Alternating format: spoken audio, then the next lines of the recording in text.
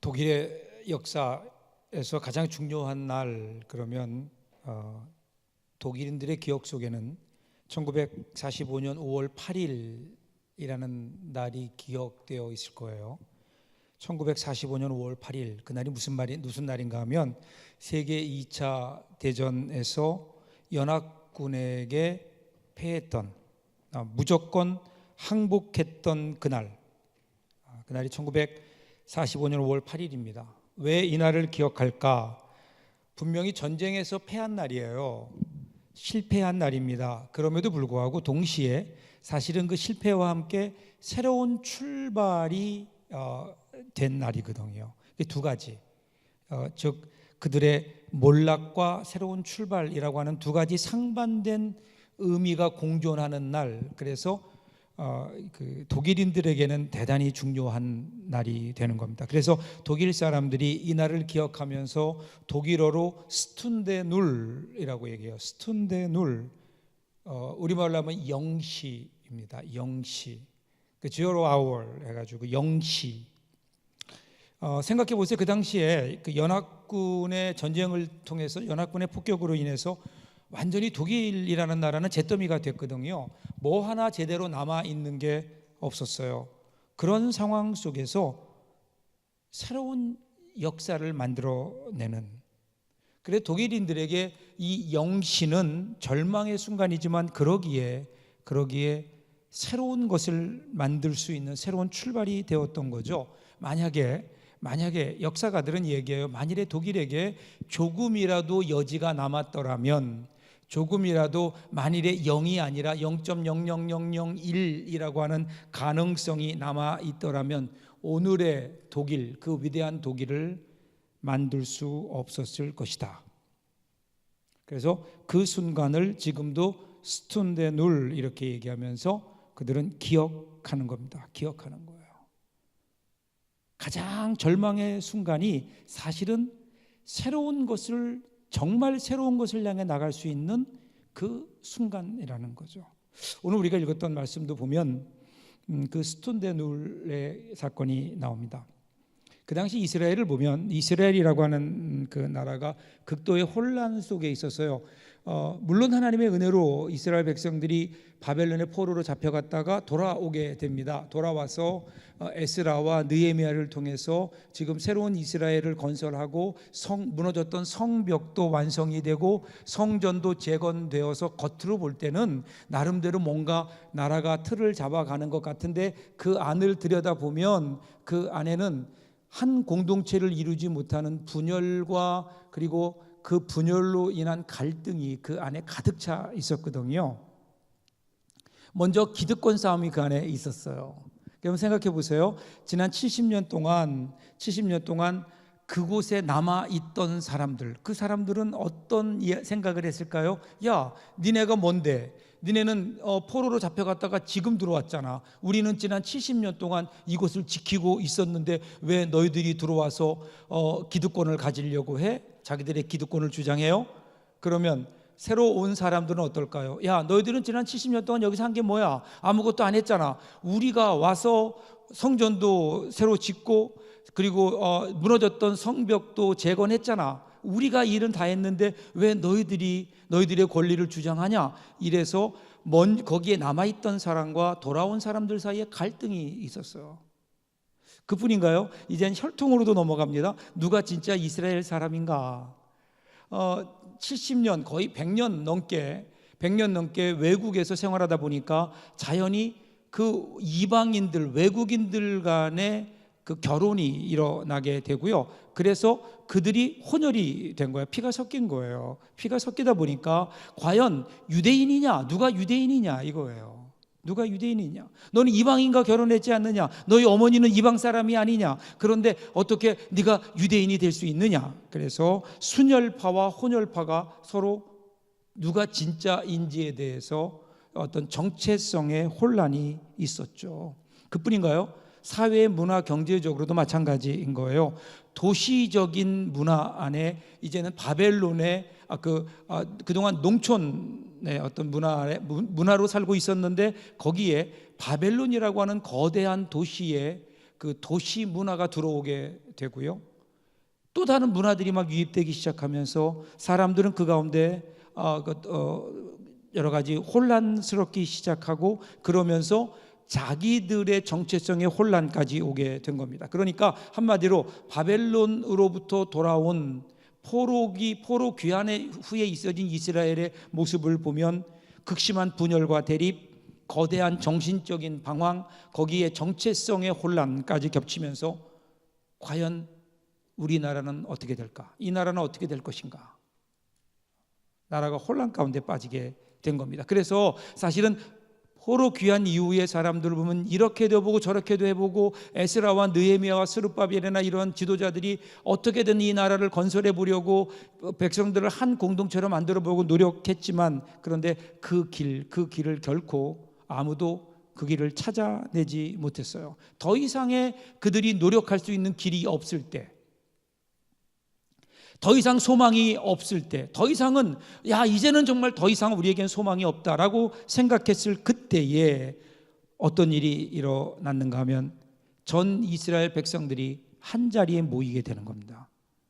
그들이 한 자리에 모여서 거기서부터 일어나게 되는 새로운 변화, 즉 그들이 영시 스툰데 눌 그 자리로 돌아오면서 이스라엘 백성들에게는 새로운 길이 열려지게 되는 거예요. 자, 오늘 그게 본문 말씀이에요. 1절 보세요. 1절 보면 이스라엘 자손이 자기들의 성읍에 거주하였더니 7째 달에 이르러 모든 백성이 일제히 수문 앞 광장에 모여 학사 에스라에게 여호와께서 이스라엘에게 명령하신 모세의 율법책을 가져오기를 청하매. 이런 상황에서 더 이상 소망이 없을 때 어떻게 했다고요? 성읍에서 나와서 수문 앞 광장에 모였습니다. 수문이라는 것은 영어로 얘기하면 워터 게이트예요. 그러니까 그 당시에 이스라엘 성에는 약 10개의 문이 있었는데 그 중에 물을 나르는 워터 게이트, 그 앞에서 그들이 모였습니다. 그것도 모든 이스라엘 사람들이 다 모인 거예요. 그들이 모여서 무엇을 요구했나요? 그들의 지도자였던 에스라에게 모세의 율법책을 가지고 와 달라고 요청을 하면서 이 일이 시작되는 겁니다. 2절 3절 보세요. 7째 달 초하루에 제사장 에스라가 율법책을 가지고 회중 앞 곧 남자나 여자나 알아들을 만한 모든 사람 앞에 이르러 수문 앞 광장에서 새벽부터 정오까지 남자나 여자나 알아들을 만한 모든 사람 앞에서 읽음에 뭇 백성이 그 율법책에 귀를 기울였는데, 여기 보세요. 남자나 여자나 하나님의 말씀을 가로치고 가로닫고 알아들을 수 있는 사람, 모든 사람이에요. 한 자리에 모였다. 여러분, 성경에 보면 이렇게 여성들의 참여가 공식적으로 표현되는 것은 극히 제한됩니다. 극히 드문 일입니다. 보통 모임은 그냥 남성들이 대표로 모였는데 이때는 여성들뿐 아니라 알아들을 만한 사람들, 즉 어느 정도 어떤 지적인 인식의 능력이 있는 어린 아이들까지 다 모인 거예요. 모든 사람이 다 모인 거예요, 거기에. 이어지는 4절 보세요. 그때에 학사 에스라가 특별히 지은 나무 강단의 섬에, 이렇게 나와요. 여러분, 지금 상황을 잘 보세요. 지금 앞에 에스라가 서 있고 에스라가 거기서 뭘 하죠? 이제 성경을 읽어요. 하나님 말씀을 읽어요. 그런데 그 앞에는 모든 이스라엘 백성들이 여자, 남자 가릴 것 없이, 어른, 아이 가릴 것 없이 알아들을 만한 모든 사람은 다 모인 거예요. 성경에 이러한 광경들이 자주 등장하는데 언제나 어김없이 이러한 광경들은 무엇과 연관이 되어 있는가 하면 언약 갱신과 연관이 되어서 나와요. 하나님 앞에 새로운 언약을 새롭게 갱신할 때 이러한 일들이 있는 거예요. 자, 성경을 보면 하나님께서 시내산에서 이스라엘 백성들과 언약을 맺으실 때 모세를 통해서 언약을 맺으시잖아요. 그 이후에도 보면 계속해서 이 언약은 한 번 맺는 걸로 끝나는 것이 아니라 언약은 계속 갱신되는 거예요. 계속해서 언약을 확인합니다. 모세는 이제 가나안에 들어가기 전에 40년 동안의 광야 생활을 끝내면서 모압 평지에서 이스라엘 백성들에게 그 언약을 다시 한번 강조하면서 그 언약책을 낭독하고 다시 한번 언약을 갱신합니다. 여호수아도 가나안 땅에 들어가기 전에 세겜에서 이스라엘 백성들에게 언약책을 낭독하고 나서 그 언약을 확인합니다. 그리고 오늘 에스라도 그 언약책, 하나님의 말씀, 율법을 낭독하면서 그러면서 하나님과의 언약을 확인하는 거예요. 갱신하는 거예요. 여러분, 사실은요, 성경에 나와 기독교는 언약의 신앙입니다. 그래서 우리 성경이 구약과 신약으로 되어 있죠. 구약, Old Testament. 신약, New Testament. 테스트먼트라는 게 뭐죠? 카비넌트예요. 프로미스예요. 약속이에요. 언약인 거예요. 예수 그리스도를 중심으로 그 이전에 있었던 오래된 약속과 예수 그리스도 이후의 새로운 약속으로 성경은 약속의 책인 겁니다. 그래서 우리의 신앙은 약속의 신앙인 거예요. 당장 우리에게 무언가 주어지지 않습니다. 우리는 하나님의 약속을 붙들며 사는 겁니다. 그래서 이스라엘 백성들은 오늘의 현실이 아니라 약속해 주시는 하나님의 약속을 따라 살겠습니다 라고 하나님 앞에 그렇게 약속했던 사람들인 거예요. 그 언약을 따라. 그리고 지금 그 언약을 다시 갱신하고 있는 겁니다. 왜냐하면 그 언약이 깨졌거든요. 어떻게 되나요? 5절 보세요. 언약의 장면이 나와요. 에스라가 모든 백성 위에 서서 그들 목전에 책을 펴니 책을 펼 때에 모든 백성이 일어서니라. 하나님 말씀을 읽을 때 일어났다라는 거야. 일어났다. 우리 교회도 일부 예배, 첫 번째 예배 드릴 때는 하나님 말씀을 읽을 때 자리에서 일어나거든요. 그죠? 하나님 말씀 읽을 때 회중들이 일어나요. 모든 사람들이 일어나서 들어요. 그 이유는 존경하는 겁니다. 사실은 원래 이게 맞는 거예요. 여러분은 일어나 설교를 들어야 돼. 하나님 말씀을 들어야 되고 저는 앉아서 해야 되는 건데 일이 바뀌어서 나는 서 있고 너희들은 앉아 있고, 그래서 언제 한번 예배 드릴 때 나는 앉아 있고 여러분은 서 있고 이렇게 한번 예배를 드려보려고 그래요. 하나님 말씀을 들을 때 경외하는 마음으로. 여러분, 재판정에 가면 판사가 입장할 때 거기에 있던 직원이 일어나서 얘기하잖아요. 재판관이 들어오십니다. 자리에서 일어나십시오. 이렇게 얘기하면 모든 사람이 자리에 일어나게 돼 있어요. 그것은 재판장에 대한 존경과 예우인 거예요. 오늘 하나님 말씀이 읽혀질 때 그것은 하나님의 임재를 가르치고, 하나님 말씀이 읽어질 때 앉아서 듣는 것 아니라 일어나서 듣는 말씀에 귀를 기울이겠다고 하는 약속이죠.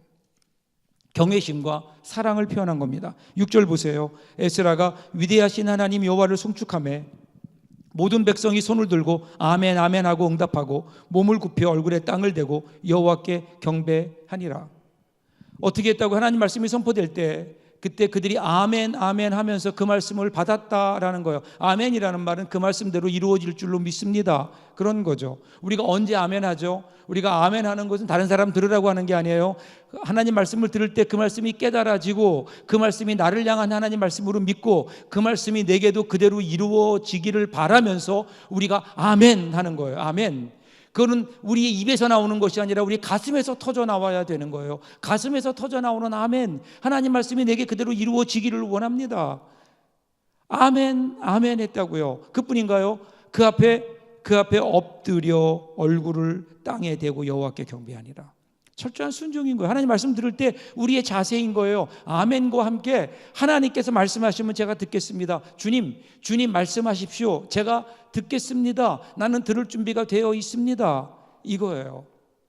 오늘 우리는 하나님 말씀을 어떻게 듣고 있는지.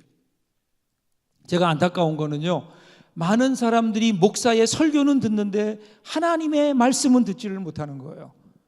목사의 설교는 귀를 기울이는데 하나님의 말씀을 가슴으로 받지 못하는 거예요. 그러니까 영적으로 자라지 않아요. 영적으로 감동이 없어요. 여러분, 이 설교는 제가 준비해서 하지만 이것은 저의 설교예요. 저의 설교를 들으면서, 담임 목사의 설교를 들으면서 여러분들은 듣는 그 순간에 여러분의 마음을 아멘으로 합하고 그 앞에 여러분이 순종의 마음으로 그 말씀을 들을 때 여러분의 심령에 들려지는 하나님의 음성이 있어요.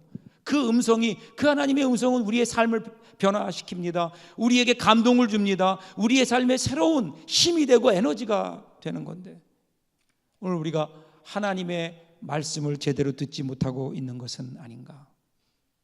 그들이 엎드려 하나님 말씀을 들으며 아멘 아멘 하며 엎드릴 때, 그때 여러분 어떻게 됐다고요? 하나님과의 계약이, 하나님과의 언약이 다시 확인되는 거예요. 예배는 하나님과의 언약의 확인이에요. 매주일 우리가 하나님 앞에 예배 드리는 이유가 뭘까? 이건 일종의 언약, 하나님과의 언약을 확인하는 일이에요. 여러분, 지난 일주일 동안 어떻게 사셨어요? 일주일 동안 살면서 하나님 말씀대로 살지 못했어요. 하나님과의 언약을 깨버렸어요. 하나님의 사람으로 살지 못했어요. 하나님의 자녀답게 살지 못했어요. 죄 짓고 살았거든요. 하나님 앞에 나오면 어떻게 해요? 하나님 앞에 나오면 그러기에 우리는 죄송합니다. 하나님 말씀대로 살지 못했습니다. 하나님과의 언약을 따라 살지 못했습니다. 말씀 따라 살지 못했습니다. 그래서 내가 회개합니다. 이제부터 다시 하나님 말씀 붙들고 하나님의 사람답게 살 수 있도록 하나님 나에게 다시 한번 힘을 주시고 기회를 주시기 바랍니다. 다시 한번 하나님 앞에 하나님과의 언약을 확인하는 것, 그게 오늘 우리가 드리는 예배거든요. 예배를 통해서 다시 한번 우리 매주일마다 예배 드릴 때마다 하나님과의 언약을 갱신해가는, 확인하는 저와 여러분들 될 수 있기를 주님의 이름으로 축복합니다. 이어지는 7절 8절 보세요. 에스라를 통해서 이제 하나님의 말씀을 들은 후에 어떤 일이 일어나나요? 8절 보면 하나님의 율법책을 낭독하고 그 뜻을 해석하여 백성에게 그 낭독하는 것을 다 깨닫게 하니, 이렇게 나와요. 그게 무슨 얘기인가 하면요, 에스라를 통해서 하나님 말씀을 그들이 들었거든요. 하나님 말씀을 듣는데 하나님 말씀을 그들이 이해하지 못하는 거예요. 왜냐하면 지금 에스라가 읽고 있는 하나님 말씀은 히브리어인 거예요. 원래 이스라엘 사람들이 썼던 히브리어. 그런데 지금 포로기 이후에 이스라엘 사람들이 쓰고 있던 말은 아람어예요. 아랍어가 아니라 아람어, 또 다른 언어거든요. 그러니까 히브리어로 얘기하니까 아람어를 쓰고 있던 그 사람들이 알질 못하는 거예요. 그래서 중간에 레위인들을 세워서 그 사람들로 하여금 그것을 통역해주고, 통역뿐 아니라 모르는 것을 깨닫게 해 주었다라는 거죠. 이게 우리 교회에서 일어나야 될 일들입니다.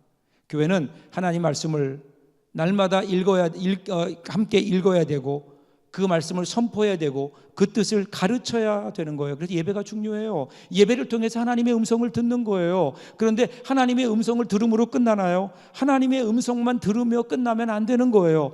하나님의 음성을 들었으면 그 다음에 우리 삶 속에 그대로 적용되어야 되는데, 그 적용되어지는 것, 깨달음과 적용은 나눔을 통해서 이루어지죠. 그래서 여러분, 끝나고 나면 순모임 하죠. 순모임이 왜 있을까요? 소그룹 모임이 왜 있을까요? 오늘 들은 말씀을 함께 나누면서 이 말씀을 어떻게 우리 삶 속에 다시 적용할 수 있을까? 이 말씀이 어떻게 우리 삶 속에서 흘러갈 수 있을까? 어떻게 우리가 다시 한번 하나님의 약속을 따라 살 수 있을까? 구체적으로 함께 나누어 보고, 그리고 기도하는 시간이 여러분 순모임, 소그룹 모임 아니에요? 이 소그룹 모임이 중요한 거예요. 그래서 오늘 주일날 교회 와서 예배드리며 소그룹 순모임을 통해서 하나님과의 언약을 다시 한번 확인하고, 이제는 내가 하나님의 사람으로 다시 한번 살겠노라고 하나님 앞에 우리의 모습을 확인하는 시간, 여러분 그 시간이 오늘 우리의 예배요, 우리의 순모임인 거죠. 이 여러분의 모임을 통해서 이러한 은혜가 있기를 주님의 이름으로 축복합니다. 그랬더니 어떤 일이 일어나나요? 9절 보세요. 백성이 율법의 말씀을 듣고 다 우는지라 총독 느헤미야와 제사장 겸 학사 에스라와 백성을 가르치는 레위 사람이 모든 백성에게 이르기를 오늘은 너희 하나님 여호와의 성일이니 슬퍼하지 말며 울지 말라 하고. 자, 하나님 말씀을 들었어요. 그리고 말씀을 깨닫게 되었어요. 그러면서 어떤 일이나 말씀을 깨닫게 될 때에, 즉 하나님 말씀이 우리 가운데 이해 깨달아지고, 그리고 하나님 말씀으로 우리 마음속에 들려올 때에, 그때 우리의 마음이 깨어나기 시작하는 거예요. 죽었던 것 같았던 우리 마음속에 새로운 역사가 우리 안에 일어나게 되는 겁니다. 그러면서 그들 가운데 눈물이 나는 거예요. 눈물이 나요. 우는 거예요. 왜 울었을까요? 율법을 통해서, 말씀을 들으면서 하나님의 은혜를 깨달은 것 아닐까요? 자신이 죄인임을 깨달은 것 아닐까요? 왜 이스라엘 백성들이 포로로 잡혀갔는지, 왜 그들이 망할 수밖에 없었고 왜 포로로 잡혀갔는가? 그 이유는 간단해요. 그 전에는요, 바벨론이 더 강하고 이스라엘이 약해서 우리가 전쟁에 졌다고 생각했어요. 그런데 그게 아니에요. 하나님 말씀을 통해 보니까 하나님과의 언약을 깼기 때문이에요. 하나님 말씀대로 살지 않았어요. 죄가 있었거든요. 죄를 지었어요. 죄 때문에 그들이 바벨론의 포로로 끌려간 거예요. 그래서 그것 때문에 안타까워서 하나님 앞에 눈물을 흘리지 않았을까요? 그들은 또 왜 울었을까요? 그런데 그렇게 죄짓고 하나님과의 언약을 깨버린 이스라엘 백성들을 버리지 않고 그곳에 찾아가셔서 때가 되니까 그들을 다시 회복시키시고 다시 예루살렘으로 돌아오게 하셔서 새로운 이스라엘을 건설하게 하신 하나님, 지금 바로 그 하나님, 회복시켜 주시는 하나님의 은혜 앞에 그들은 또 감격의 눈물이 나지 않았을까요? 그들은 왜 울었을까요? 이 하나님의 마음을 이해하니까, 하나님의 마음을 알고 나니까 얼마나 감사한지 그 마음 때문에, 하나님의 은혜 때문에 그들은 울지 않았을까요? 통곡하며 우는 겁니다. 그랬더니 느헤미야가 뭐라 그래요? 10절 보세요. 느헤미야가 또 그들에게 이르기를 너희는 가서 살진 것을 먹고 단 것을 마시되 준비하지 못한 자에게 나누어 주어라. 이날은 우리 주의 성일이니 근심하지 말고 여호와로 인하여 기뻐하는 것이 너희의 힘이라 하고, 느헤미야가 뭐라 그래? 이제 그만 울어. 그만 울어. 울지 말라는 겁니다. 하나님으로 인해 힘을 내자는 거예요. 더 이상 우리의 죄로 인해, 안타까운 현실로 인해서 슬퍼하지 말고 근심하지 말고 하나님을 보면서 기뻐해라. 그러면서 뭐라 그래요? 하나님을 기뻐해라. 이것이 너희의 힘이니라. 여러분, 우리 예수 믿는 사람들의 가장 큰 힘은 어디에 있을까요? 하나님을 기뻐하는 거예요. 하나님을 기뻐하는 거예요. 하나님, 기쁨의 내용은 하나님이에요. 환경이 아닌 거예요. 내가 원하는 게 아니에요. 하나님으로 기뻐하고 하나님으로 기뻐하는 것이 우리의 힘이라고 힘주어서 얘기하는 겁니다. 우리의 힘이 어디에 있나요? 날마다 죄를 지을 수밖에 없는, 죄를 짓고 사는 우리들, 예수 그리스도 안에서 우리에게 무한한 용서를 베푸시는 그 하나님의 용서하심, 이것이 우리의 기쁨이고 우리의 힘이 아닐까요? 허물과 약점 투성이인 우리들, 정말 보잘것없는 부족한 우리의 모습, 그럼에도 불구하고 회개하고 하나님께 나갈 때 우리를 뜨겁게 안아주시는 하나님의 은혜가 있잖아요. 이 광야 같은 세상 우리가 살면서 무엇을 먹을까, 무엇을 입을까, 어떻게 살아갈까 걱정과 근심하고 있을 때에, 그때에 우리를 먹이시고 그리고 우리를 위에 입히시고 우리의 삶을 인도하시는 하나님의 은혜를 깨달을 때 그 하나님이 우리의 힘이 되고 하나님이 우리의 기쁨이 되고 그 하나님을 기뻐하는 것이 우리의 힘이 되는 것 아닐까요? 우리 앞길이 어떻게 될지 몰라요. 우리의 미래가 아직도 어두워요. 불안해요. 그때 앞서가시며 우리의 삶을 인도하시고 준비하시는 여호와 이레 되시는 하나님, 그 하나님을 기뻐하는 것, 하나님이 우리의 하나님 되심을 알 때에 그것이 우리에게 힘이 되는 거잖아요. 오늘 여러분의 힘은 어디에 있나요? 우리의 힘이 하나님을 기뻐하는 하나님이 되시는 이 놀라운 은혜. 그랬더니 어떤 일이 일어났죠? 마지막 12절이에요. 모든 백성이 곧 가서 먹고 마시며 나누어 주고 크게 즐거워하니 이는 그들이 그 읽어 들려준 말을 밝히 알미라. 자, 처음에는 이스라엘 백성들이 그냥 모여서 하나님 말씀을 읽었어요. 에스라가 읽었어요. 그런데 그것이 그들에게 깨달아지면서 그들에게 기쁨이 됩니다. 기쁨이 커지면서 그 기쁨을 나누게 되고 이제는 큰 축제가 벌어진 거예요. 그리고 이 축제는요, 초막절로 이어지게 되는 겁니다. 초막절로 이어지게 돼요. 이 초막절이라는 게 무엇을 의미하는 걸까요? 초막절은요, 그의 선조들이었던 이스라엘 백성들이 애굽에서 나와서 40년 동안 광야 생활했던 것을 기념하는 거예요. 왜 지금 초막절을 지킬까요? 이들은 지금 자신들의 삶을 두 번째 출애굽으로 보는 거예요. 첫 번째 출애굽한 그들의 선조들은 실패했어요. 그래서 광야에서 다 죽을 수밖에 없었어요. 40년 광야 생활 가운데. 그런데 이들은 다시 한번 그들의 마음으로 돌아가서 두 번째 출애굽을 허락하신 하나님, 이제 그 하나님의 은혜를 생각하며 앞으로 지금 자기들이 맞닥뜨리는 상황이, 앞날이, 현실이 만만치 않아요. 그때보다 훨씬 더 어려워요. 그럼에도 불구하고 광야 40년 동안 출애굽했던 자신들의 선조들을, 조상들을 지켜주시고 입히시고 보호하시고 인도해 주셨던 하나님의 그 은혜, 광야 40년 동안의 그 은혜를 그들이 붙드는 거예요. 그게 초막절인 거예요. 그걸로 인해 감사하는 거예요. 그러고 다시는 우리는 우리 선조들처럼 실패하지 않겠다고 하나님을 향한 신뢰와 하나님께 주셨던 그 언약을, 그 말씀을 다시 한번 붙드는 거예요. 여기에서 그들의 새로운 역사가 시작됩니다. 이것이 스톤트의 눈이에요. 우리의 영시, 이스라엘 백성들의 영시. 그렇다면 오늘 우리도 마찬가지 아닐까요? 오늘 우리에게도 영시로 돌아오는 그 결단이 우리에게 있어야죠. 스웨덴 출신의 세계적인 복음송가 가수 가운데 레나 마리아라고 하는 그 여인이 있죠. 여러분들 보셔서 아실 거예요. 왜 지금 이렇게 발이 올라와 있는가 하면 두 팔이 없어요. 왼쪽 다리마저 짧게 저렇게 태어났습니다. 그럼에도 불구하고 이 여인은 모든 장애를 딛고 일어나서 세계적인 복음송 가수가 됩니다. 마리아의 인생. 여러분, 감히 장애인이라고 부르기에는 무색할 정도로 그의 활동을 보면 아주 왕성합니다. 바꿔주셔도 돼요. 어려서부터 오른발로 수영을 했고 피아노도 연주하고 요리도 하면서 심지어 세계 장애인 수영 선수권 대회에 나가서는 4관왕이 되는 4개 금메달을 따기도 했던, 어떻게 저런 아주 중한 장애를 가지고도 그렇게 살 수 있었을까? 그러면 그 여인은 그렇게 대답합니다. 장애가 오늘의 나를 있게 한 본질적인 요소였다고. 그 장애가, 그 어려운 현실이, 절망이 오히려 그 사람에게는 영시가 된 것이 아닌가. 자신의 약한 부분이 그것 때문에 오히려 강해진 것. 사도 바울의 고백과 같이 이러므로 도리어 크게 기뻐함으로 나의 여러 약한 것들에 대해 자랑하리니 이는 그리스도의 능력으로 내게 머물게 하려 함이라. 그러므로 내가 그리스도를 위하여 약한 것들과 능력과 궁핍과 핍박과 곤란을 기뻐하노니 이는 내가 약할 그때의 강함이니라. 자신의 약함과 부족함, 우리에게 누구나 다 있잖아요. 우리가 살아가는 우리의 삶의 환경을 보면 그 앞에서는 우리의 모습이 초라해질 수밖에 없어요. 더 이상 앞을 향해 나가야 되겠는데 우리를 가로막고 있는 장애물들이 너무 커서 그 앞으로 나갈 수 없을 때가 얼마나 많은지 몰라요.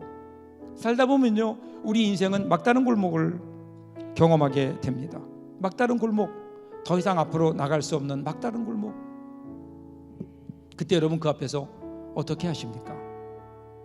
왜 내 인생에는 길이 이렇게 가는 곳마다 막히냐고, 왜 내 인생은 이렇게 막혀 있느냐고 원망하며 불평하고 다른 길만 찾고 있나요? 아니면 그 앞에서 더 이상 어떻게 해볼 도리가 없어서 그 자리에 주저앉아서 절망하고 좌절하고 있는 것은 아닌가요? 그럼 인생의 막다른 골목에 데려가면 그 다음은 어떻게 될까요? 그 다음엔요, 여러분 돌아 나와야 되는 거예요. 더 이상 갈 수 있는 길이 아닌 거예요. 돌아 나와야 돼요. 어디로 돌아 나와야 될까요? 하나님 부르시는 자리가 있어요. 그 성경을 보면 돌아오라, 돌아오라. 어디로요? 하나님께로. 그리고 영시로, 스툰데눌, 영시로 돌아오라는 거예요. 다시 예루살렘 성벽 수문 앞 광장으로 모이려는 거예요. 방법이 없을 때 하나님 앞에 다시 나오려는 거예요. 아니, 우리의 생각으로, 우리의 지혜로 살아가는 그 삶을 포기하고 하나님 앞에 다시 한번 나와 보라는 거예요. 우리의 남은 인생을 어떻게 살지, 거기에서 다시 한번 그 영시에서 출발해 보자는 거예요. 그런데 우리는 혹시 막다른 골목 앞에 그곳에서 기웃거리며 혹시라도 길이 없을까 두리번거리고 있는 것은 아닌지, 아니면 그 자리에 주저앉아서 펑펑 울며 내 인생은 여기서 끝이라고 절망하고 좌절하고 있는 것은 아닌지, 그때 주님의 음성을 들으십시오. 돌아와라. 영시의 자리로 돌아오라는 거예요. 오늘 여러분들에게 이 은혜가 있기를 주님의 이름으로 축복합니다. 우리의 남은 인생 어떻게 살까요? 어디서 출발해 볼까요? 이대로 그냥 쭉 가면 여러분 인생이 성공할 것 같아요? 이대로 지금까지 살아온 것처럼 남은 우리의 인생을 이렇게 밀고 나가면 무언가 얻을 수 있을 것 같아요? 아니잖아요. 그래서 우리 하나님께서는 여러분을 영시의 자리로 부르시는 거예요. 수문 앞 광장으로 다시 한번 시작해 보자고요. 하나님과의 언약을 다시 한번 붙들라고요. 하나님의 말씀으로 다시 한번 우리의 삶을 계획해 보라고요. 그렇게 우리의 남은 인생을 살아내는, 신앙으로 승리하는, 그래서 우리 인생 가운데 우리가 전혀 생각하지 못했던 놀라운 일들이 우리 가운데 일어나는 새로운 삶을 살아가는 귀한 여러분들 될 수 있기를 주님의 이름으로 축복합니다. 기도하겠습니다.